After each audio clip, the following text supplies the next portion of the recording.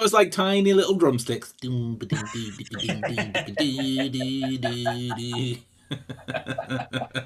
instrument was my dignity. That's it. He drum rolled his way to shame. Bienvenidos, damas y caballeros. Welcome back. That's Adam, but yeah. Hello. Is that how they spell that in Hawaii? Hello. Maybe. Hello. Evening, sir. And Adam. He knows you so well. And Miss Riffraff, good evening. Good evening, everybody. This is when your test steps in straight away. Do you know the Deductionist web series related reason as to why I'm wearing two hats? Episode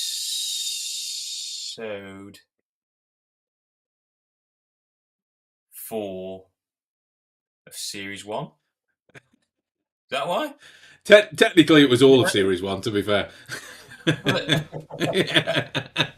Oh, I thought it was. I thought you were doing that thing in. Was it the 4th episode at the beginning of Memory? Yeah. You weren't wearing two hats. You changed hats, didn't you? No, I changed hats. Yeah, I changed hats. It was the bit we filmed outside of your dad's. When I turned to the side and so that'd be that way. So which way around? So I look at this way and then I turn to the side, and this way around. I was wearing two hats. I had my beanie hat underneath, and then for some reason I put my deerstalker on top, and we just never took it off. Just never took it off. At the time, we never noticed that. It was only till after. I'm sure it was just like when we were, probably about a year in, and we had a few episodes out by then. We looked and we were like, that is definitely two hats. It's definitely two hats. So then like t-shirts on. Two jackets. 2 t-shirts, 2 shoes. Oh, that works. We're trying to double it up, Rain Man style. I noticed that the other day on my Facebook memories, it actually popped up the first notification that I had about the Deductionist. It was the day before yesterday. I put out a little statement. Family, friends, me and my friend are going to be filming a web series. If anybody wants to join in, let us know. 2015. Holy shit! 2015. I know. We've hit the 8-year mark. 7 years. It's 7 years. Oh shit! Yeah.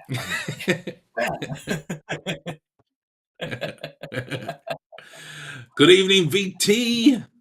Good evening to whoever the Facebook user is. Yes, to the teacher to the max. Woo! Indeed. So, I put out a series of posts the other day, just because we'd had a couple of questions come in, and I figured rather than answer it one at a time, we'd open it out to the whole nature of an Ask Me Anything, but it's an Ask Us Anything. So I mentioned that we would be live streaming on Wednesday instead because I'm going away.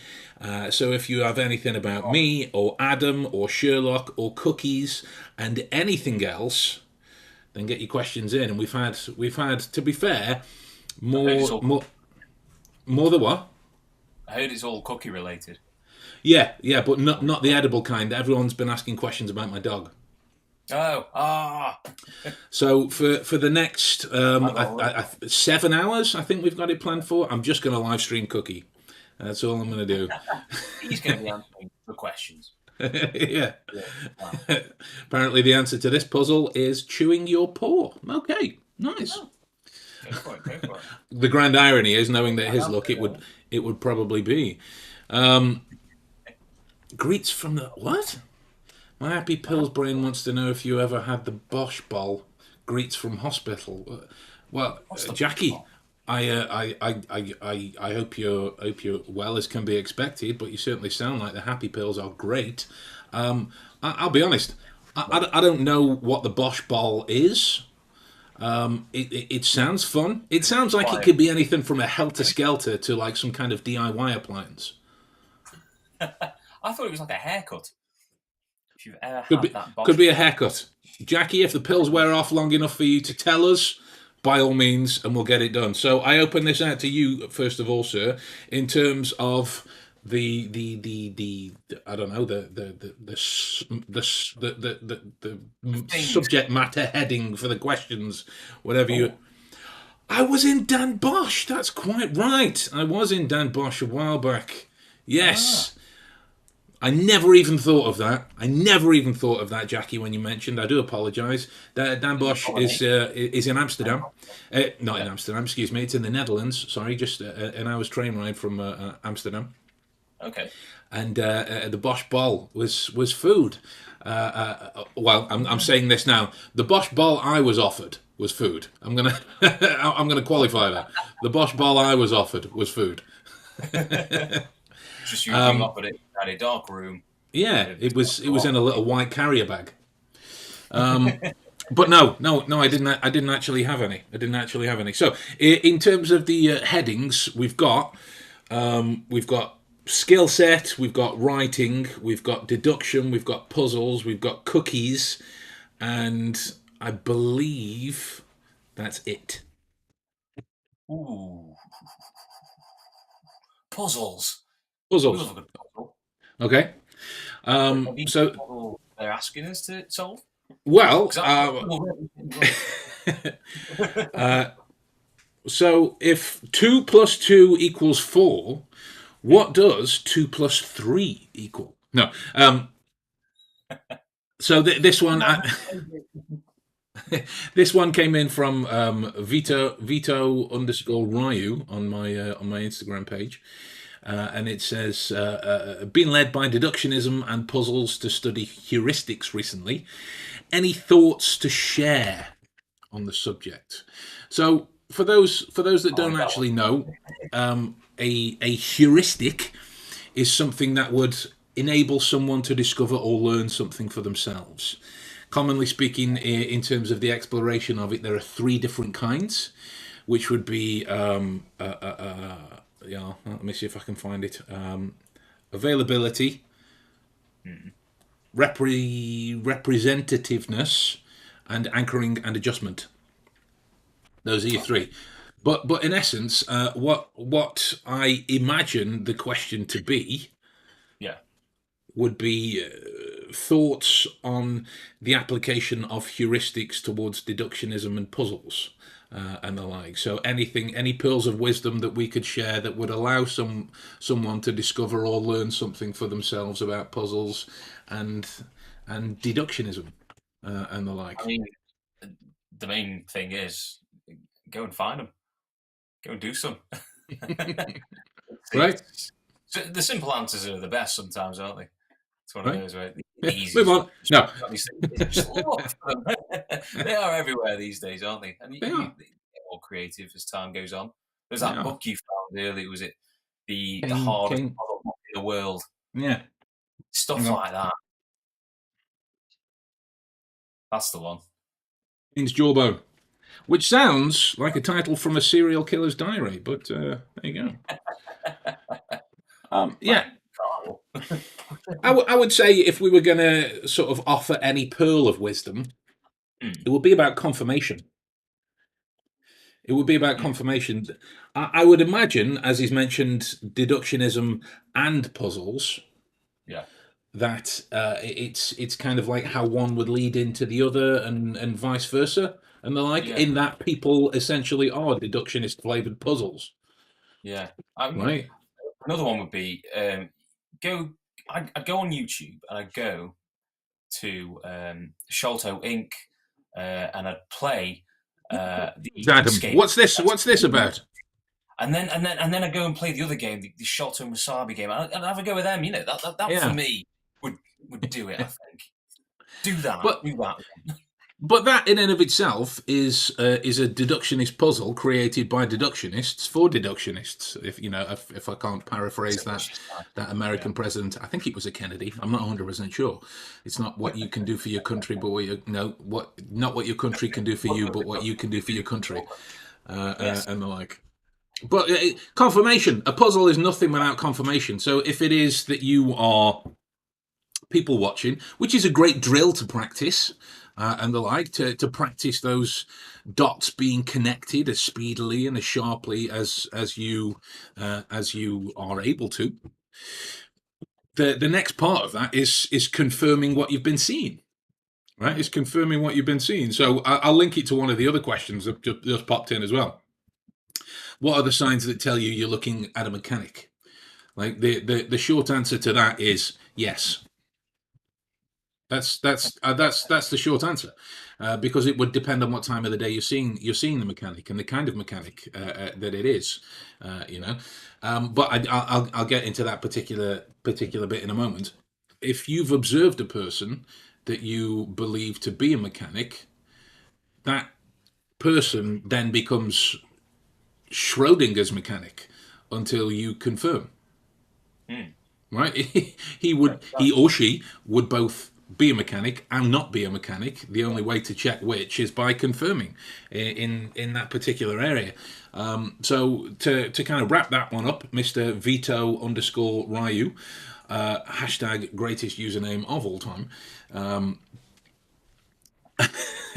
That would be a heuristic that I would share on there. In terms of the signs that you're looking at a mechanic, you're looking at any kinds of goggle marks, any kinds of face covering marks, depending upon whether it is. This is my terminology. This isn't the terminology that mechanics use. Depending upon whether this is light structure or heavy structure work, in that light structure would just be nuts and bolts, fix this wire, screw this into a hole, that kind of thing. Your heavier structure would be things like your engine dismantling, your services that you're doing, and the like. If a door needed welding back on, anything that's a bit kind of heavier in that way. So you'd be looking for eye protection, whether it be the visors that are pulled down for the welding. So you're looking at those kind of looking at looking at those kind of hat related marks, to eye protection marks and the kind of tight lines underneath. You're looking for the appearance of weather worn skin from indoor workers, because there is lots of rough material that would develop the kind of brash skin that then is interacting with cleaning products day in, day out.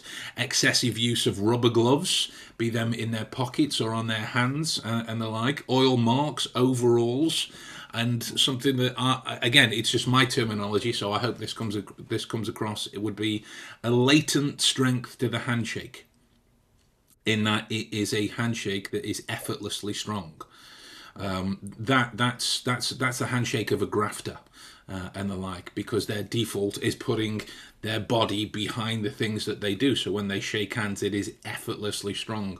Another good one as well is you can see between the dry skin lines, you can see where the mud and the dirt and the grease has kind of gone between they look like little tiny black lines that are adhering to the fingertips in that way.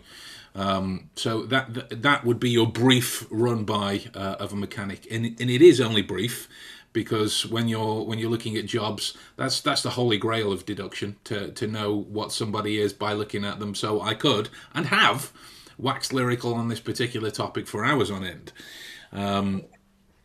Would you say that, like, go on, mate, for mechanics and stuff, a lot of them on the wheelie boards that go underneath? So when you see someone who's just come out from underneath a car or a van, sometimes they can walk around, but it's sort of got a bit of a, they lean forward a little bit. Yeah, lower back tightening, back tightening, steel toe cap boots, these kind of thing. You know, it's all there. It's all there in that particular way. Boom, love it. 2 questions done for the price of 1. Yeah.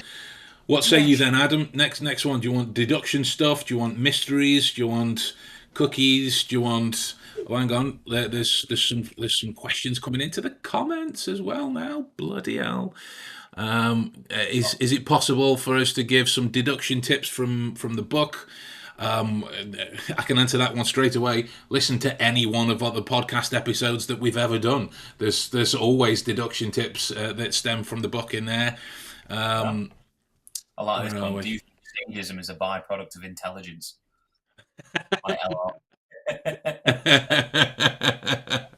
Do you think sadism is a byproduct? It depends on where your sadism is drawn, and where it's directed. In short, no. No, I don't think so at all. I think We that all kind know of thing. it comes from video games. Yeah, of course it does. Absolutely. How else do you learn like That, that must be where it came vicious kind of horrible film. violent behavior? I play Grand Absolutely. Theft Auto 27 hours a day, 9 days a week. You watch the Saw films. It's it's awful. That's it. It's like Come out of it. it's like the way the pirates talk about their code. It's more like guidelines, Yeah. actually. Um, No. I think the sadism as a byproduct of intelligence comes from representation in the media. I know several people who are card carrying geniuses and the like, and all they really have as a kind of personality trait that would unify them is they just don't suffer fools easily. And they're like, if you've said something dumb, they'll be like, no, that's dumb. Here's 477 reasons why that's dumb. And they would see it more as trying to help, but in their own very direct kind of way. In that way, that's the only area that I see the two relating. If you're sadistic and intelligent, I don't find well, I haven't yet found any corollary in the data that says you are sadistic because you're intelligent, or you are intelligent because you're sadistic. This kind of thing.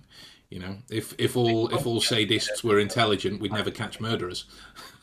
Yeah, that's very true. What were you saying there, mate? Sorry. I was going to say they weren't they don't necessarily come hand in hand, but they can come and be there together, but they don't necessarily have. Yeah, one is not exclusive of the other. Exactly. Yeah. It's like on Facebook. Yeah. Their relationship status would be it's complicated. Yeah, absolutely. Yeah. And the like, because that's often been the folklore that's been written around ridiculously smart people. Is that the smarter you become, the speedier you understand. So the world around you, in essence, moves too slow for you. Yeah. In those particular moments. So it's not that you're sadistic, it's just you wish everything and everyone would catch up in that way, which is why most geniuses are pictured and written about being lonely. Or rather alone rather than lonely. I think would probably be the best way of putting it from there. So yeah, we'll try and shoot through a ton of these because there's definitely more questions than we can cover in an entire podcast. It's complicated with humans, but if you view animals, it becomes a bit more transparent. I mean, absolutely, but then you have to view the two within realms of what our neurological capabilities are. That can be, itemized as part of the data and the research. When it comes to animals, that's not a topic that I know a great deal about.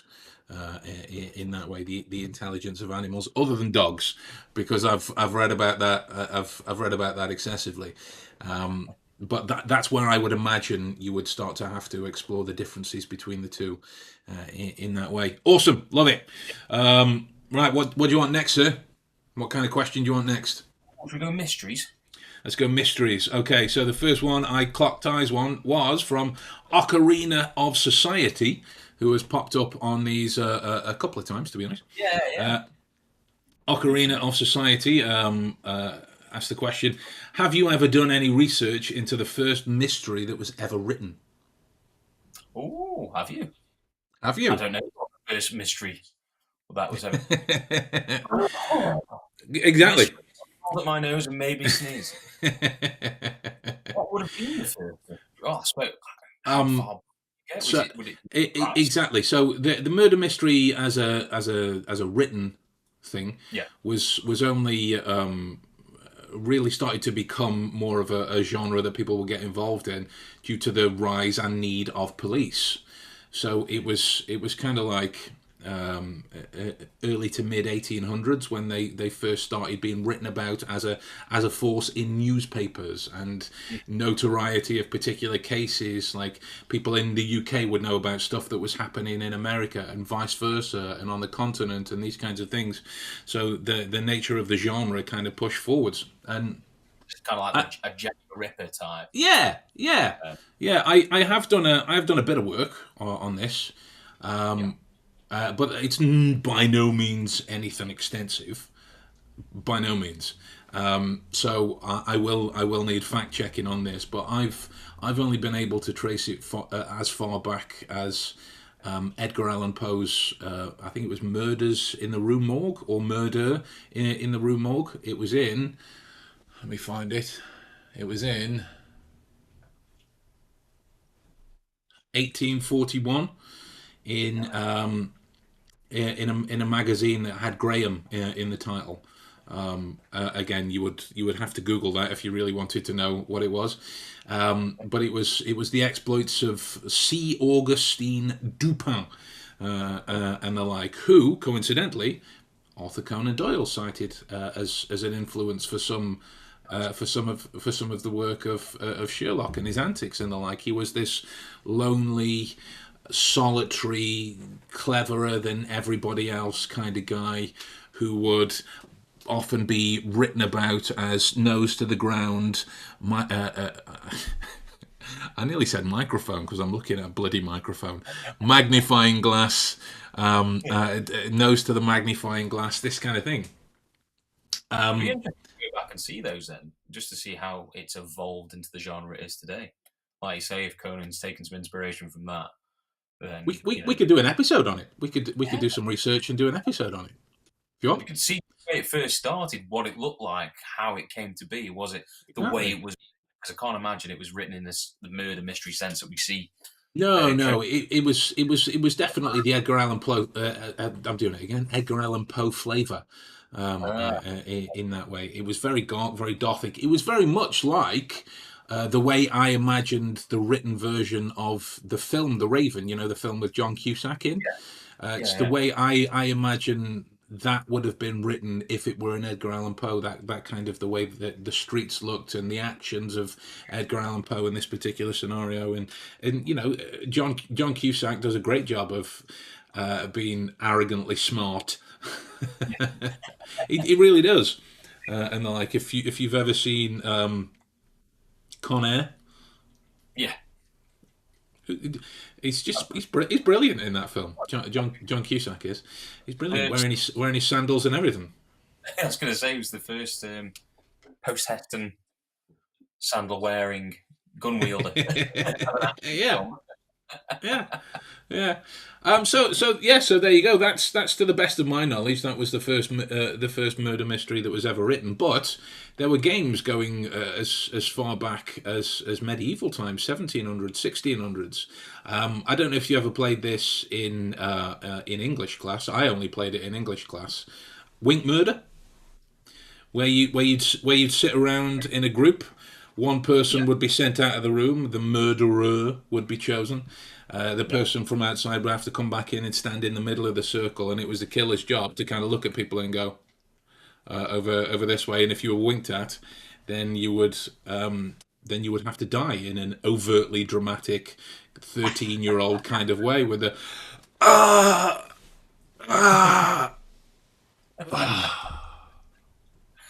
it was because no one else was playing, so it was just me. Exactly. What we would normally do is we'd send the person out and then just lock the door. We just lock the door, carry on with class. And to be fair, the first couple of times, the first couple of times that was the teacher's idea. That wasn't even the student's idea. Someone objected from class. Yeah, it was like going, "You're all right, sir. You're all right." You'll do, pig. Yeah, that'll do, pig. That'll do. Okay then, sir. Next topic. What's our options? So we've got some deduction stuff left. I'll mention this one as well. It was from Nate Burley. I've known Nate for many years.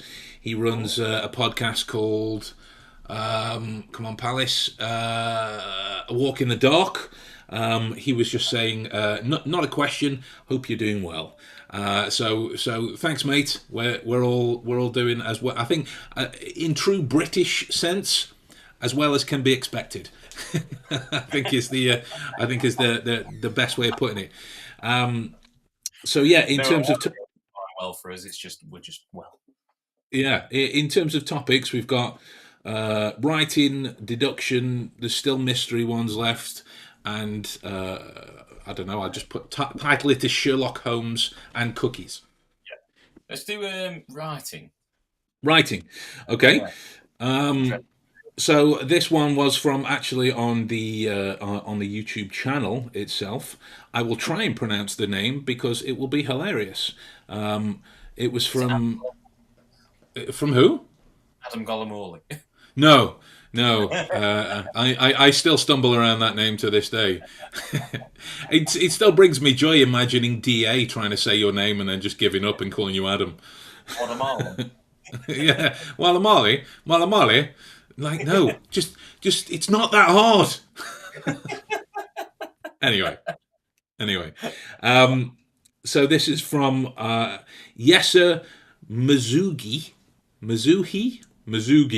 I don't know, but that's what it looks like anyway. And the question is, will you make another volume of your book, The Monographs? Please say yes, please. Yes, please.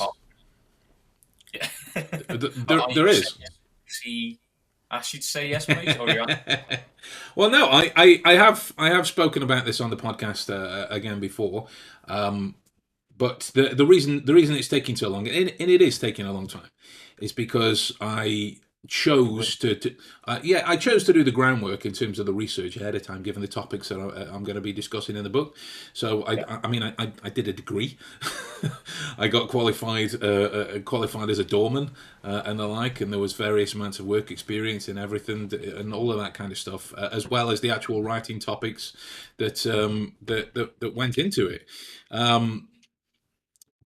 But it's called. Do you want to see the prologue? Holy McShit! Do you want to see the prologue? Yes. Yes, you idiot. Hang on then. Let me bring the page up and then I'll share my screen.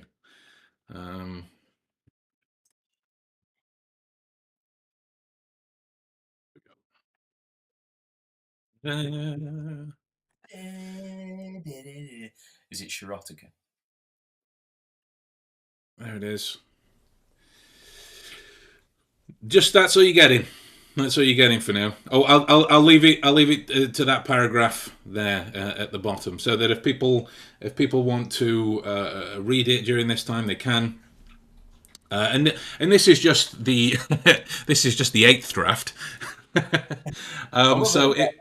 I just made out I will not be looking to qualify as a doctor. Yeah. Before you ask any more. Because on a personal level, yes, Ellery making a great point. Another volume of the monographs. Would that not be polygraph? I suppose technically it would. But I'm not referring to this as another monographs, more a follow up to that collection.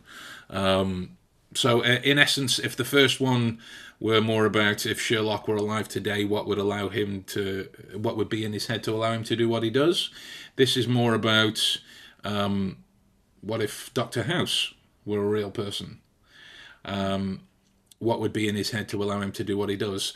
And let's get this clear right from the get-go. This will be basic House light, Lite, because there is no way that I can do that fictional human being justice with one mere book.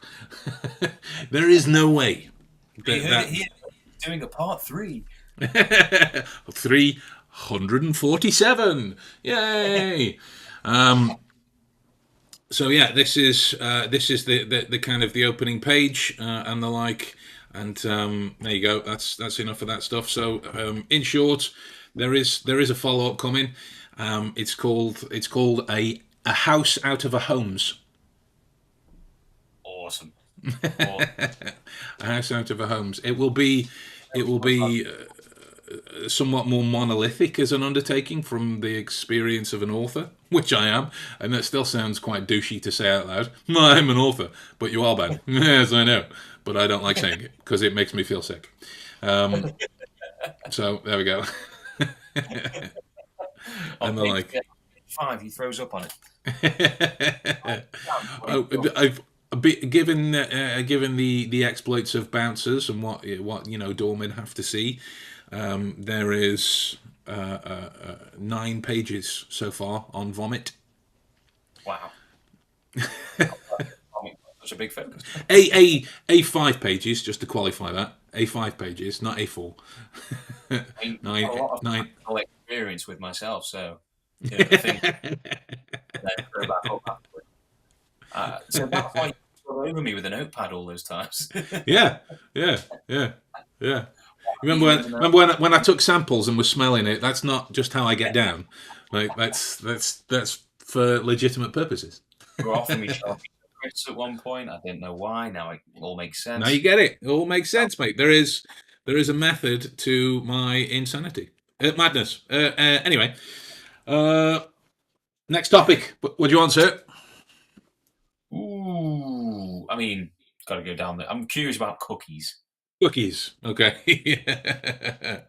So this was from KC. She runs a blog online called Ramblings of a Deductionist. Check it out. I don't know if it's just on Tumblr, but that's the only place I've seen articles. I'm pretty sure there is the website version, and you can check it out as well. Check it out anyway, because it's great stuff. I've been training Caitlin for a while now, a good number. I think it may actually be close to a year. I don't know. But she simply asks, and I'm so glad you chose this because they've been sitting here eyeing me up for so long. I've even saved some of my coffee ahead of time. So long. The question is simple. What's your favourite type of cookie? White chocolate chip from Subway. Nice. Good shout. Warm that up and put it with some ice cream, some caramel, sea salted ice cream. Ooh. Jim jammed your heart. Be careful how you use it. It's fucking incredible. A great show. Maddie mentioned that the other day. The Kung Fu sheep, was it? Jim jam your heart. For anybody else, if you're not familiar with kids TV in the UK, then you're not going to have any idea what we've just spoken about. But that's Adam's. My particular favourites are any brand. Mine's more of a style. I'm not fussed about the brand, so long as they are the fat chunk, half coated cookies. Nice. Now we're going to cover the camera, and we're just going to give him about 10 minutes, folks. He's going to have his way. I'm going to need to take a moment.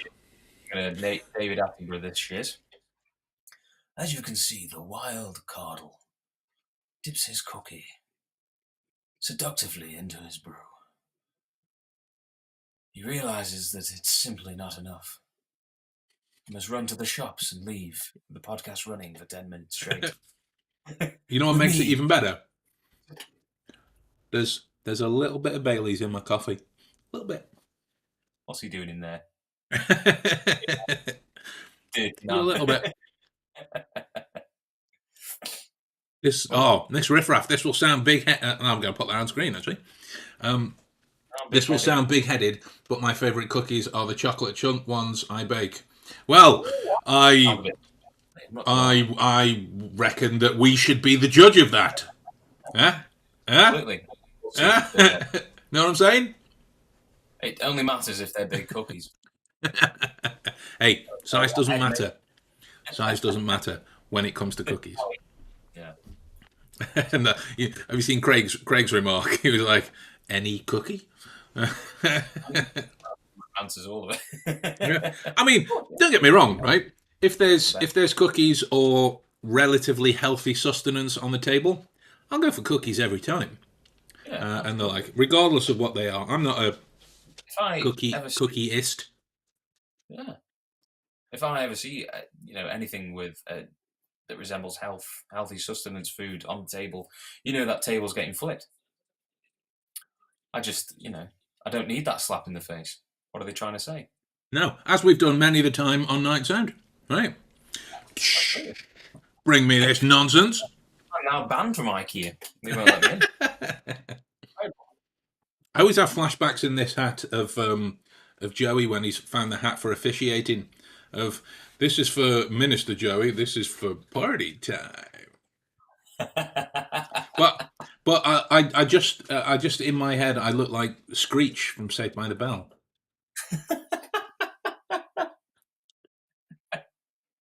With the kind of rotary thing that exists on top. Kind of. God, these deer stalkers are bloody warm. Whew! Oh my! I feel like often more cookies are just going to fall out.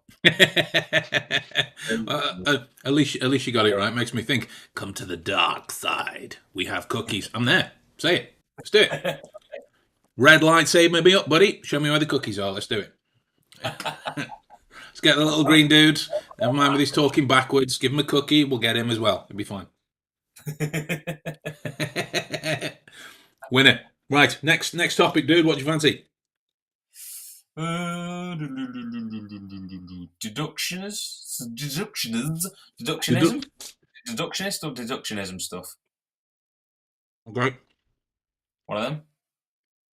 Was that a subject, or am I making that up? He's cookied. It's all cookied out. He's over to yes. Where? 2 words. Film. I always felt like when I would play that, I was going like this. Is this the words or the syllables? 2 words? Is that the words? Or I don't know. But I always felt like I was communicating some kind of heroin addiction. Yeah. Anyway, okay. Just because there, obviously, with it being the Deductionist podcast, there are a load of deduction questions. So we'll do it this way. Do you want a question from YouTube or Instagram? Oh, Instagram. Instagram. Okay. Insta this mother. This one is from, I'm going to spell this because I wouldn't even know how to try and pronounce it, Sroycze. How to assess if what we are deducing is right or just overconfident assumptions. Well, we touched on this earlier. It's to confirm. Yeah, absolutely. I think a good example of that is the podcast where we're talking about those YouTube videos we've seen where it's just a very sort of vague deduction and, pretty much a stereotypical kind of deduction. And that confirms that they must know everything about that subject matter. And that's it. This means this means that. I think we've done it a few times in the podcast, haven't we, where we've spoken about it. And I think that relates quite heavily to that, doesn't it? I agree, mate. I agree. That's the overconfident assumptions because there's no consideration towards context. If it is the question is directed towards live practice with real humans, which I assume from the nature of the question it is, then all you're looking at is you need to confirm, and you need to confirm. It can really be as simple as that. Now, for a lot of people, that will stump you because it's a confidence thing in terms of broaching strangers and whatnot.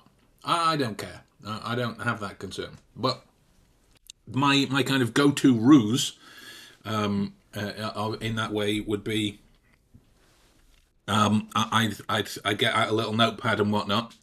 I would say, excuse me, sir, madam, insert name of person here. I'm just from the local university. I'm doing a social psychology degree to discuss how comfortable strangers are talking with one another. I was wondering if I could just ask you a couple of questions, and then you could rate me out of 10 in terms of how comfortable you are. Yeah, very easygoing. Kind of, Boom. And then I get to ask about everything I've been thinking about. In that way, because I can rate the experiment in terms of, okay, so what's your name? What do you do for a living? Do you have any pets? Great.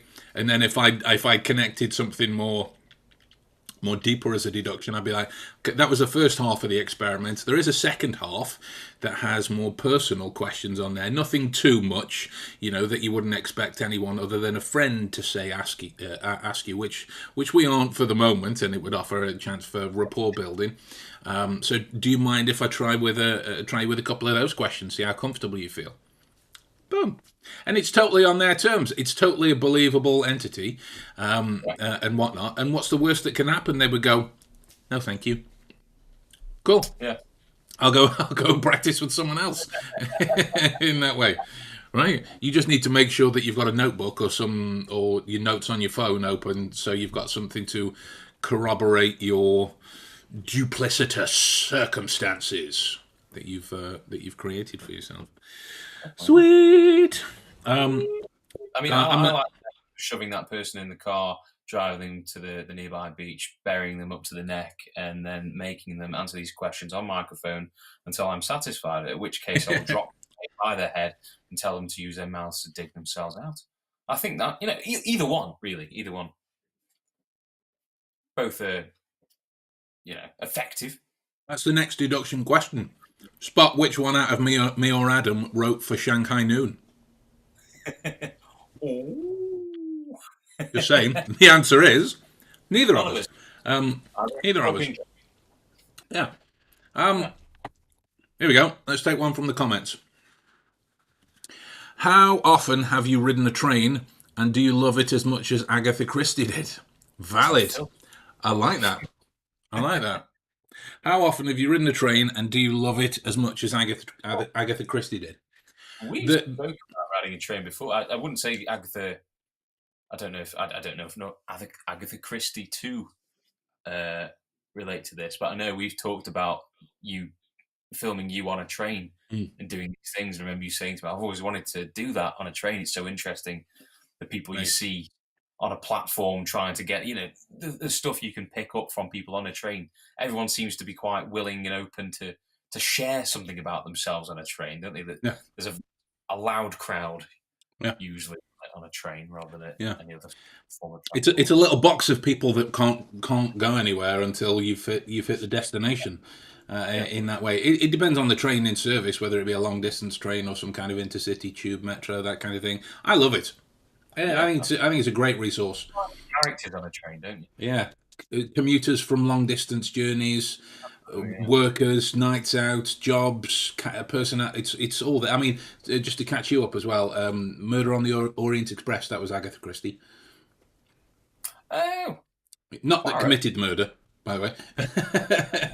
Yeah, Agatha Christie. Oh, right. Yeah. So as often as I can, like if I ever go to London, which I'm ever want to, I'm taking this off. My head's so warm. Which I'm ever want to do as often as possible.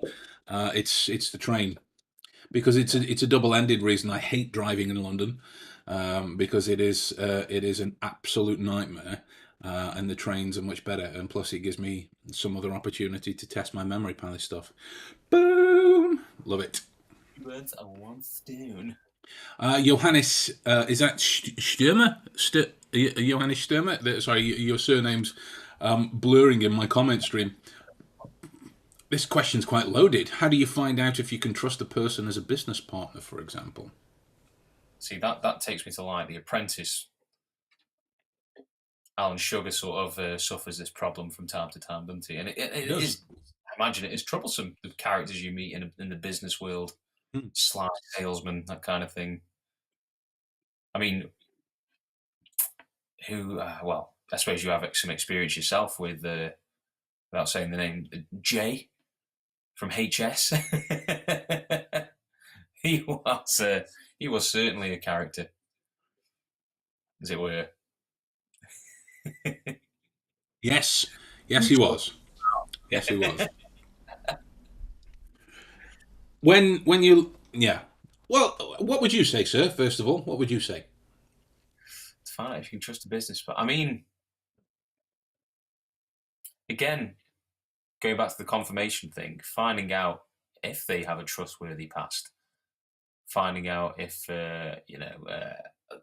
they have done something. It might not always be accessible, but it's always good to know if they have been up to no good or anything like that, or doing a little bit of research on them.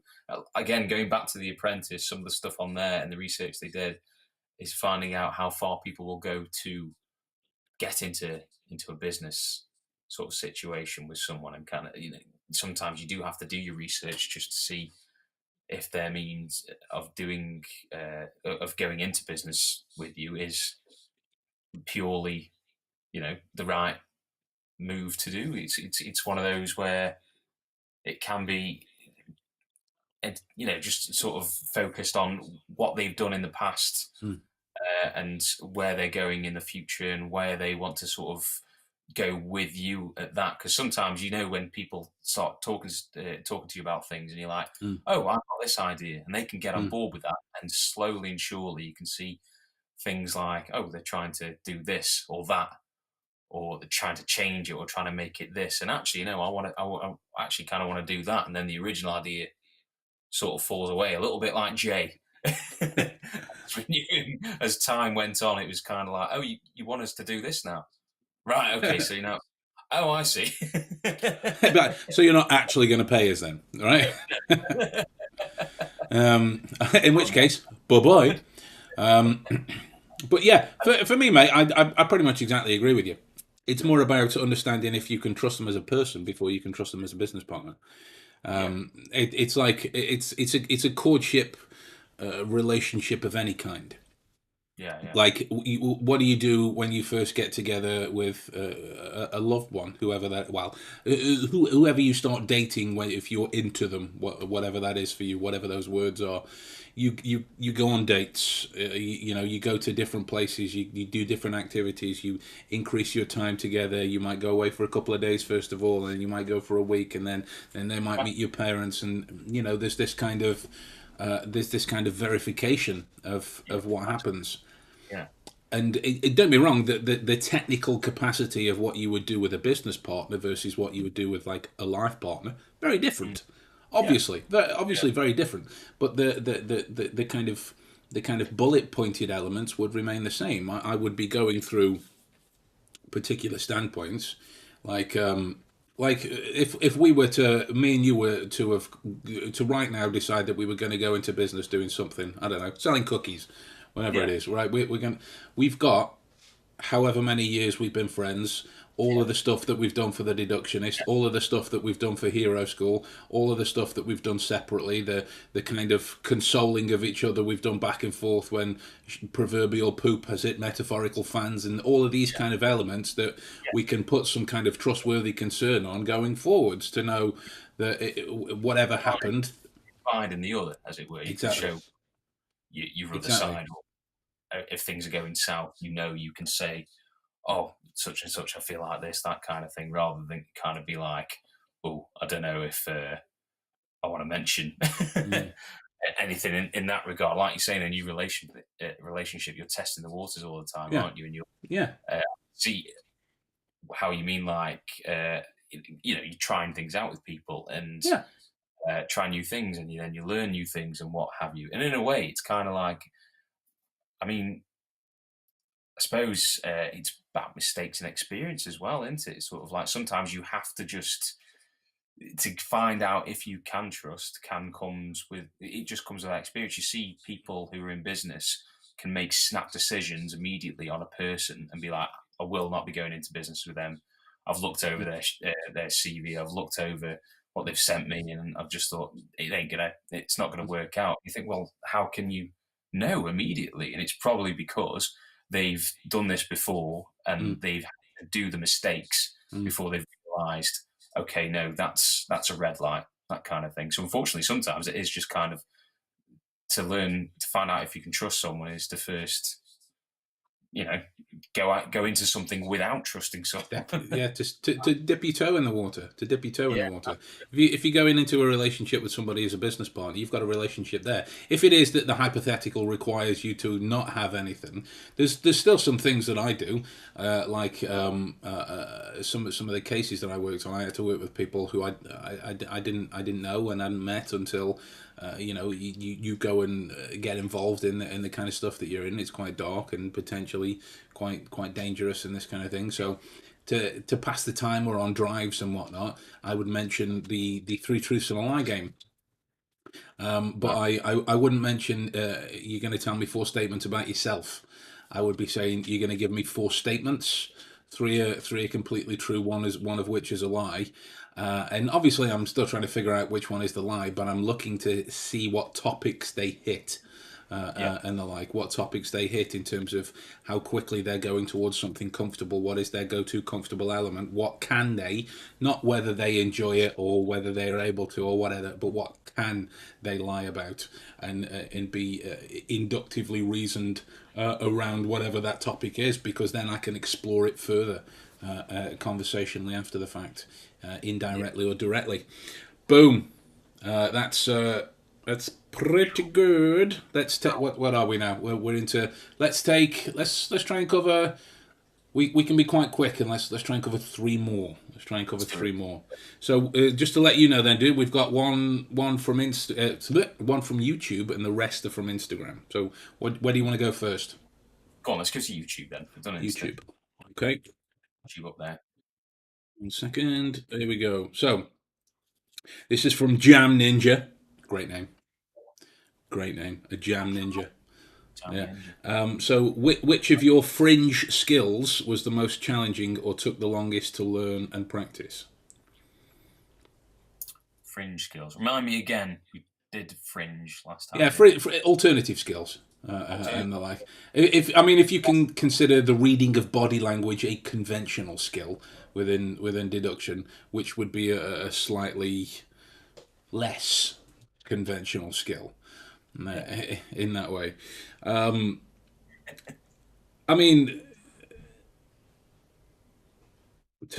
the last part of the question, took the longest to learn and practice implies I've stopped. I haven't.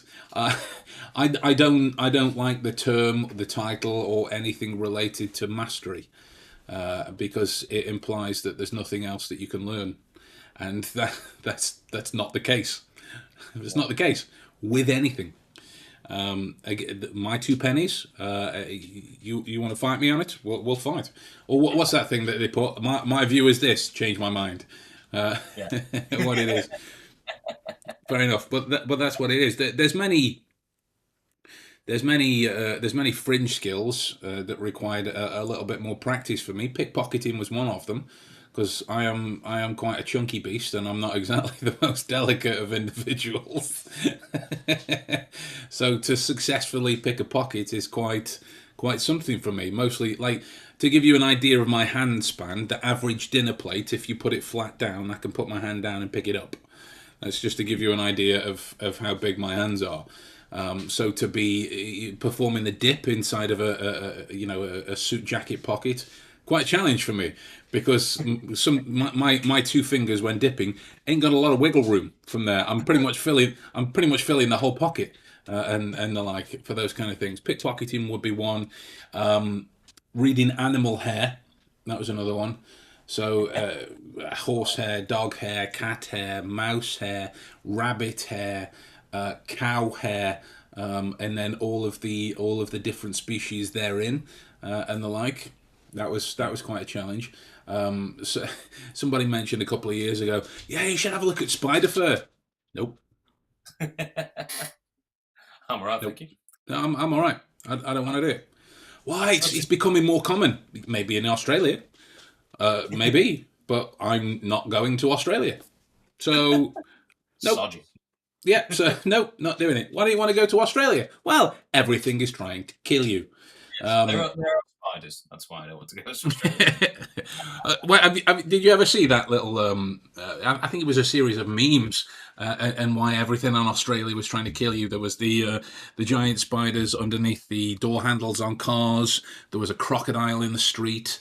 There was a giant python on somebody's veranda, outside the door. This kind of thing. Gee, I've heard of a crocodile coming up someone's loo, and they've had them. Not a crocodile. What am I on about? A snake. Yeah. Snake came up someone's loo. Yeah. I'm not in the toilet with my bits hanging in there, and then suddenly the tongue of a snake lick them. Or maybe I It's do. I'm not sure. terrifying. What's is that the kind of Urban Dictionary? Is it Poseidon's touch from the toilet related concern? Google that at your own risk. Uh, I'm taking no blame for your internet service Doing it now. history if it gives you something on the back of that. And John, mate, I've just seen your stuff that you've added onto YouTube. We're taking just the last couple of questions now before we wind in. But let's add this now then, guys, as there are a veritable bucket load of questions. Poseidon's Kiss. Yeah, there you go. Poseidon's Kiss. As there are a veritable bucket load of questions. If the Ask Me Anything stuff is something that you've quite enjoyed, let us know in the comments, and we'll do another one. We'll do another one.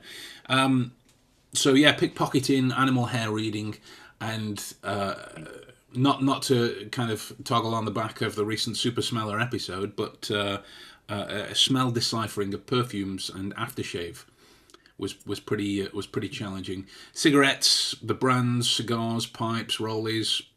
That's relatively easy after a while. Differing kinds of perfumes, that I found much more challenging because my kind of immediate response cerebrally was, don't care, smells sweet, on we go.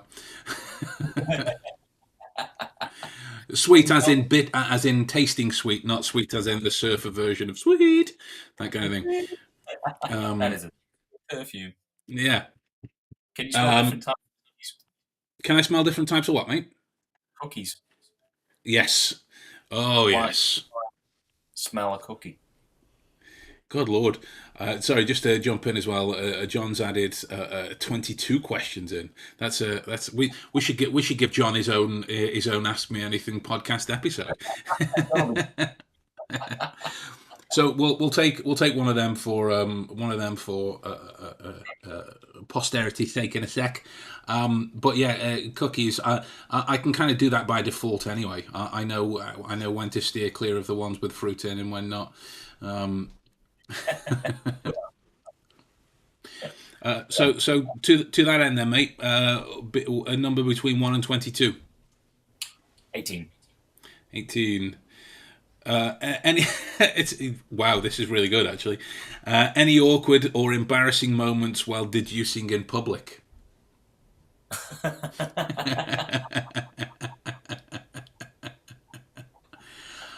In all honesty, no. Right? But I'm gonna. Things happen in public. Well, Did you? yeah, Just yeah. like You can things in the cover first. that in a sec, but let me tell you let me tell you why. With awkwardness and embarrassment, I don't have the capacity to feel those. I can find no better way of saying it than I just don't care. I just don't care at all. You know, it might make other people feel awkward or embarrassed around me, but I don't really have the capacity to feel that. Like I'll cite you an example. Last year of high school in the summer. No, sorry, last year of primary school, going into the first year of high school, me and a group of friends were playing dares, and I got dared to go into the local newsagents in the nude, and buy a chocolate bar, and they're like, and no sooner had they finished saying the dare that my clothes were off and I was already on the way. I don't. It doesn't affect me like that. So what you were going to say, that the kind of awkward and embarrassing stuff that came out when we were deducing. What were Yeah, some of the examples that you were going to say? times when we'd just be out and about, and we'd say, "Oh, let's have a look at this person. What are they doing? What are they doing? What's going on here? What's going on at Tesco?" And yeah, they've done this, they've done that. That guy's pissed as a fart, and they'd just be flying about in the background, that kind of thing. And we'd encounter a fair few of them along the way. Couldn't keep them in eventually, one or two. And then those times where I I think don't know we where you're going. filmed that, and you did an effect with a hammer and boxing. Yeah, the Greyhound pub. Yeah, the guy, he went absolutely nuts. And he came out and he was just like, you're scaring people in there. You've done this, yeah. And we just sort of like stood there, and you were like, yeah, yeah. Everything he was saying was completely wrong. And we were just like, yeah, yeah. And I was like, I don't really know what to do here. You're like, just let him rattle on. Just let him rattle on. Because at the end of the day, you've got to be a special kind of drunk to walk out to 3 bearded, heavily tattooed guys, one of which is holding a sledgehammer, and have a go at them. It was just right, okay, yeah. We can't really see your point here. We don't know really what's going on. You don't have one. And then there was another bloke. Go on. I've just remembered one. There was we were in a bar in Newcastle. the comic came in. Yeah, the guy with red hair and some kind of wacky voice, or he might have just been challenged. I'm not sure. And he started. We kind of knew it wasn't going to go well for him. This comedy routine he was telling us about, and he was trying to get reassurance from Ian because there was nobody turning up. It was just an empty bar. And he was like, they are coming, aren't they? Do you think they're coming? And he was like, yeah, they're probably coming. It's early days, you know. And then turned to you, they're coming, aren't you? I really don't care. I don't care, mate. I don't care. But I remember you turning to me. It was like, oh God, it's just getting cringy, and I just went, well, you'll go away in a minute. Just relax.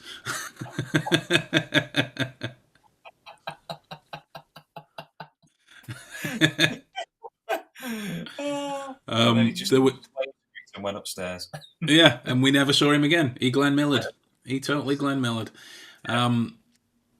So yeah, there was a wedding that I did a good few years ago, and one of my deduction games is I will figure out what you're carrying in your pockets,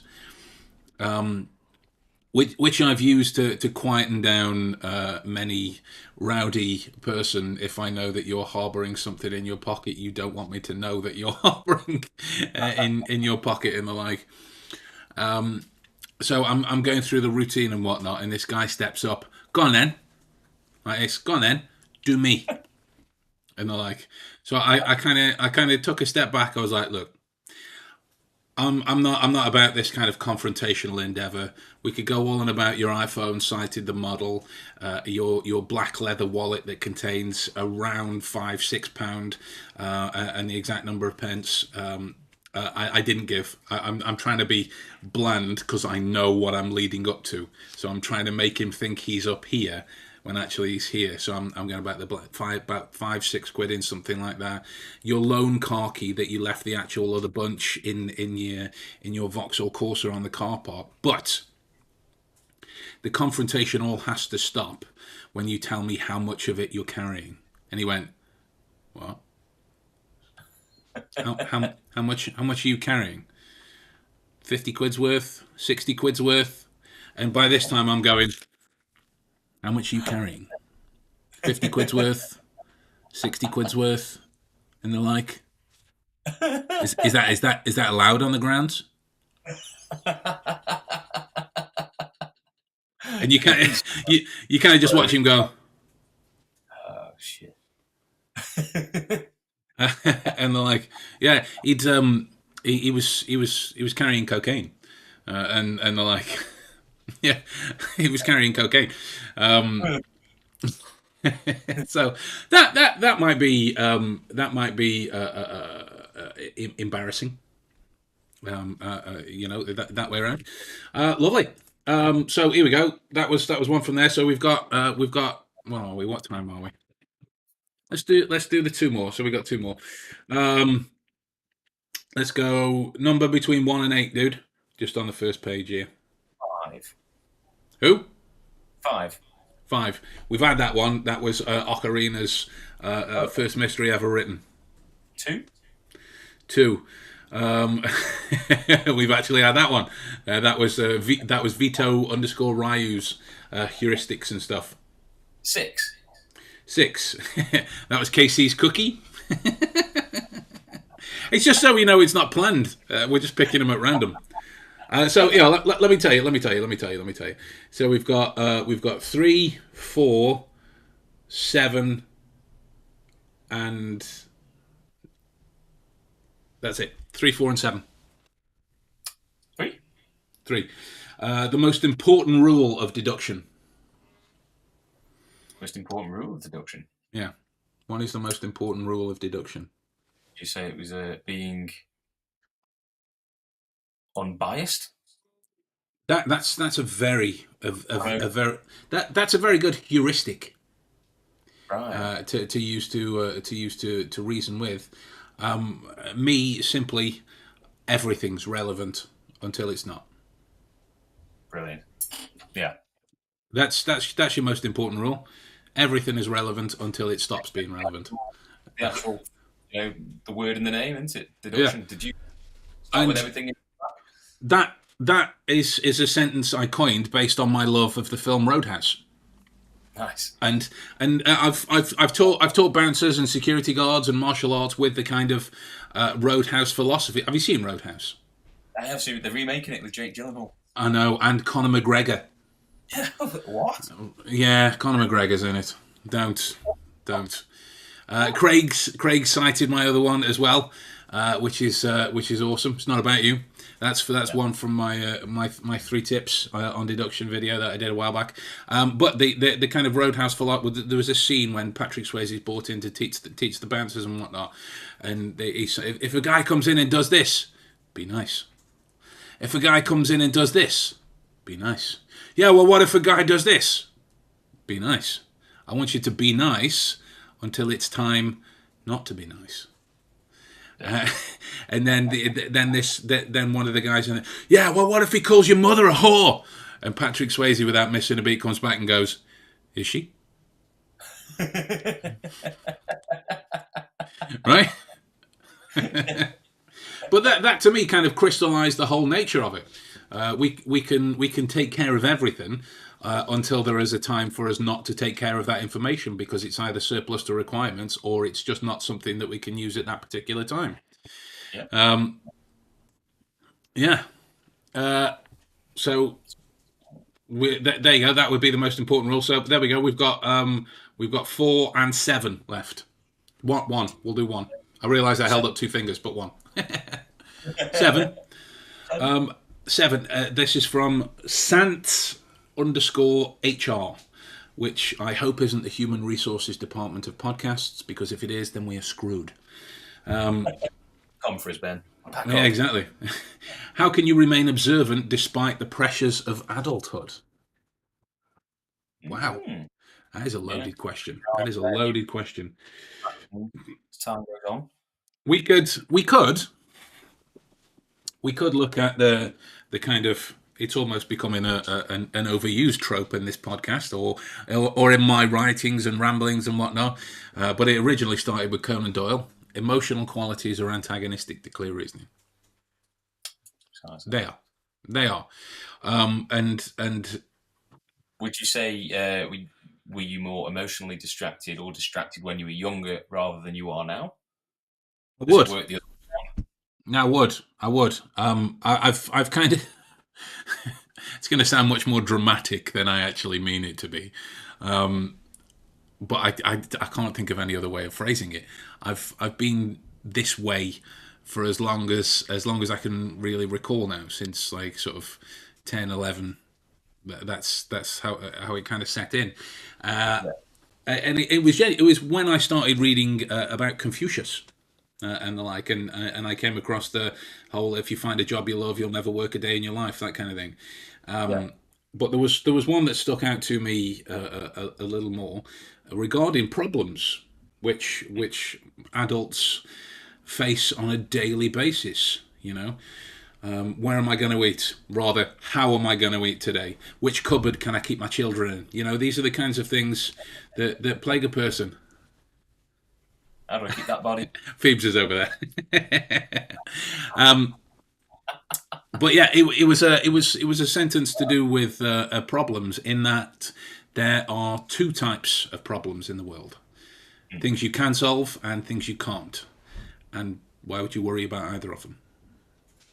Yeah, exactly. Which again, don't get me wrong, is easier said than done. Yeah. Right? It's easier said than done. But Well, isn't it? what But what was that, dude? Sorry. lots of it is that, isn't it? It's, I suppose it's kind of like trying to find a way to keep that in mind. Yeah. Make that as simple as it sounds. Yeah, like what would some of the problems be that the pressure of adult could stop you from being as observant about? I don't know. What's an average everyday problem for a grown up? I suppose, don't know, like you say, if you've got a lot on your plate, if you've got kids or something like that, you need to be here, you need to be there, pick such and such up from school, got to get to the bank to do this, that, whatever. You're more maybe sort of daily routine focused than you are Yeah, only focused. yeah. So Making sure you, it's important. you've got a lot of errands to run. Yeah, Yeah, you got a lot of errands to run. So you could think about that as, well, I've got to work, and then after work I've got to do this, and then after work I've got to do this, and then I've got to do this, and then I've got to do this, and then be with the kids and talk to them. And you could think of it that way, or you could think about it as, I finish work, then I'm going here, then I'm going here, then I have to do this, and when I've finished, yeah, I can read, or when I've finished, I can practice, or when yeah, I've finished, I can. It's the important little changes to how you self-reference a problem, rather than thinking I'm not going to be able to do this because of all of this.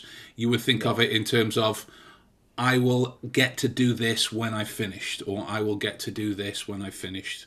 You know, uh, what, mate? Like a positive narration.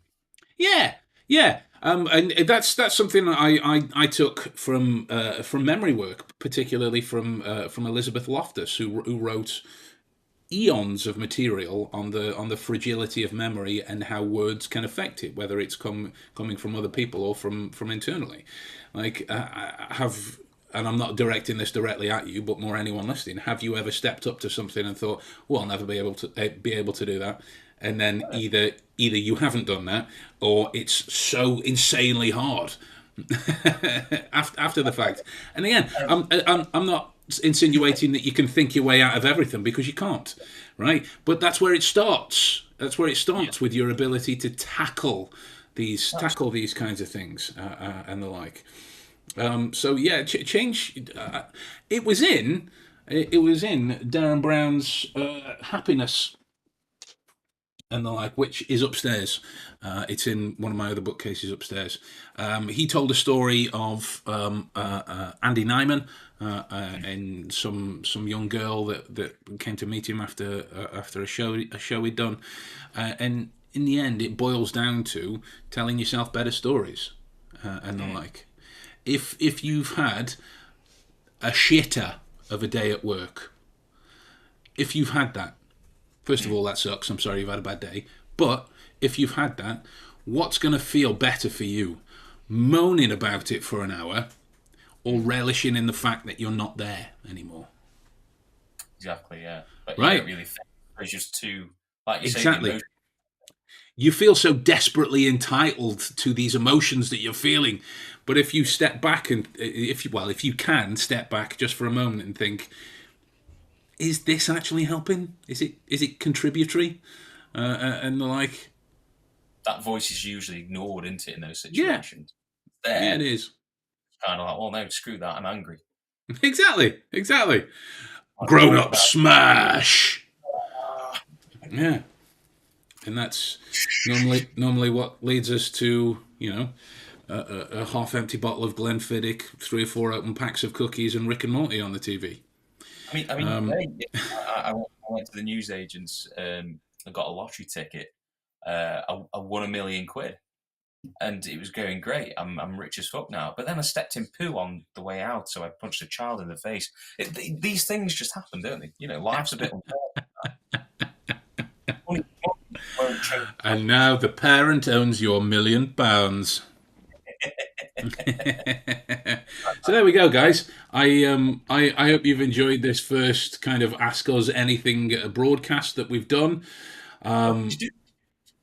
If you did, then let us know. We might do another one. Lord knows, I think John needs us to do another one. Well, there's the option for us to try and trace murder mysteries as far back as we can find them, and the like. But yeah, thanks for stopping by. Thanks for tuning in. Absolutely loved it. Well, I appreciate that, LR. Thank you very much for stopping by. It wouldn't be anything without you guys. Not in a kind of blow smoke up your collective arsehole kind of way, but it wouldn't. It'd just be me and Adam sat here talking to each other, which we do often enough, but as it's a podcast, I figure it's best shared with an audience, you know. Right, guys, so on that note, check out the merch if you haven't already. This episode will be released on a Friday. More episodes to come on a Tuesday. If there's anything you want us to look into, let us know. Hoping that we can get out and start shooting some more Deductionist stuff again soon. But until that time, I'm going away for a couple of days, as it's my 1 year wedding anniversary, which is insane. How fast has that year gone? A whole year. Oh, God. I'm going to have to stop giving her the drugs, see if they've actually worked, and she wants to stay now. Wedding. That was the last podcast before the wedding. We'll do another one, which is the last podcast before the divorce. John's loved it. Top man. Craig as well. Cheers. Thanks, you guys. We're going to love you and leave you. We'll see you soon. Take care.